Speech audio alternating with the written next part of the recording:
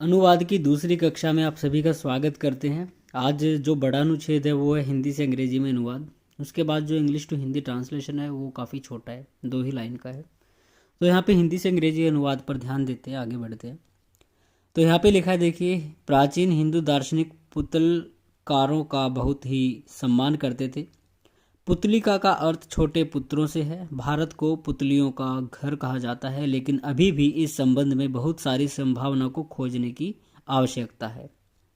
भारत में लगभग सभी प्रकार की पुतलियां पाई जाती हैं।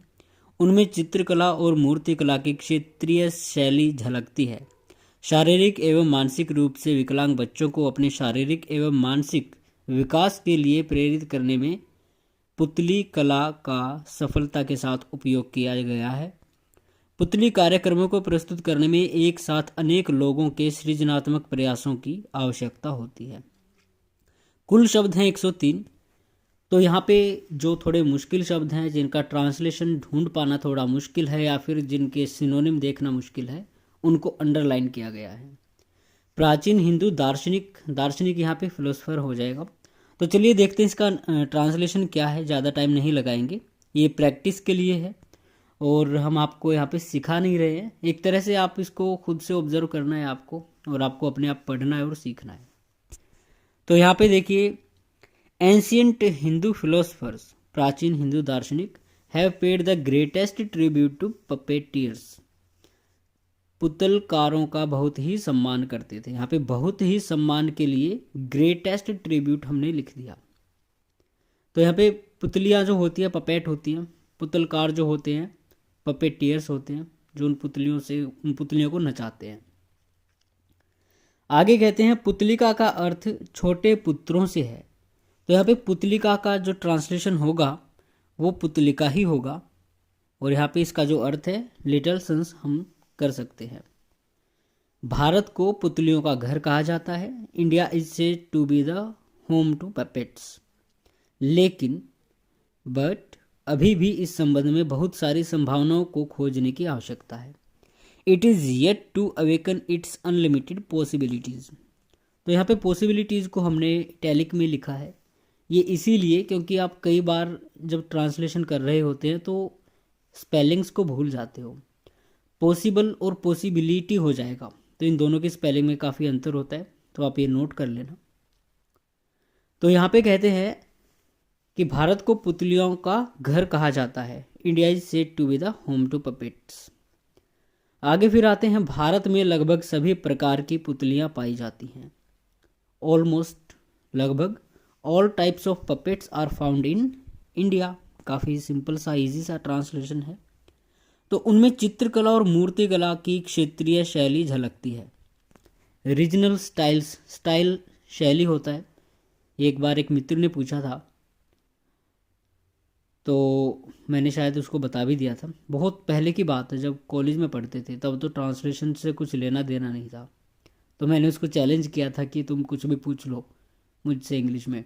तो उसने स्टाइल शब्द पूछा था। तो कुछ ऐसे शब्द होते हैं जिनको हम समझ भी आसानी से जाते हैं, लेकिन उनका अर्थ ढूंढ पाना बड़ा मुश्किल हो जाता है। ढंग भी यहाँ पे कह सकते हैं, लेकिन यहाँ पे ढंग, इसका जो ट्रांसलेशन करना वो काफ़ी बेतुका होगा। तो ढंग थोड़ा सा इनफॉर्मल होता है, उसका स्टाइल अच्छा नहीं, उसका ढंग अच्छा नहीं है, तो उस तरीके से होता है वो। तो चित्रकला के लिए यहाँ पे पेंटिंग हो जाएगा, और मूर्ति कला के लिए स्कल्पचर हो जाएगा। ये चीज़ें हैं ध्यान देने की। आर रिफ्लेक्टेड इन देम, उनमें झलकती है, झलक दिखती है, रिफ्लेक्ट होती है। तो हमें यहाँ पे उसका भाव पकड़ना है। तो यहाँ पे एकदम भाव अनुवाद सही है। आगे कहते हैं, शारीरिक एवं मानसिक रूप से विकलांग बच्चों को,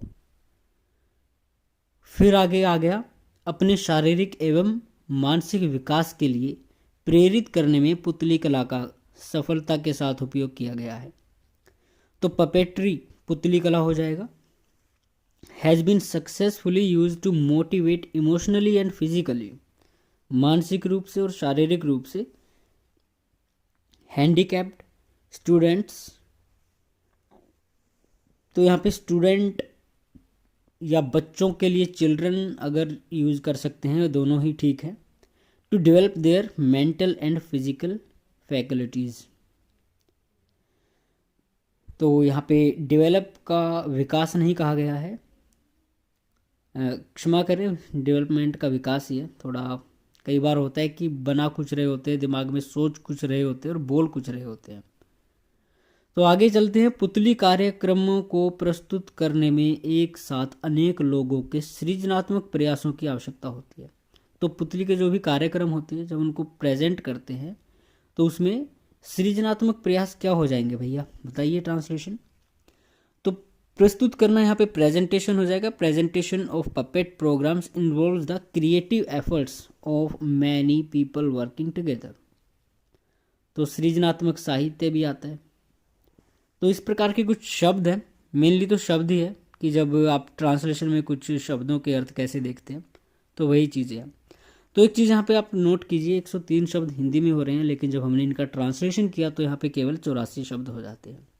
इसके बाद एक छोटा सा 2 लाइन का ही ट्रांसलेशन है इंग्लिश टू हिंदी। यहाँ पे कहते हैं, science and technology have always been an integral part of Indian culture. India is one of the top ranking countries in the field of basic research. तो हमें यहाँ पे 3-4 शब्दों के अर्थ देखने हैं। इंटीग्रल पार्ट क्या होता है, टॉप रैंकिंग का ट्रांसलेशन क्या होगा, और साथ में देखेंगे बेसिक रिसर्च का ट्रांसलेशन। तो यहाँ पे कहते हैं भैया, विज्ञान एवं प्रौद्योगिकी भारतीय संस्कृति का अभिन्न अंग रहा है। ठीक है, इंटीग्रल पार्ट, अभिन्न अंग। और यहाँ पे बेसिक रिसर्च का हो जाएगा बुनियादी अनुसंधान, बेसिक का बुनियादी हो जाएगा।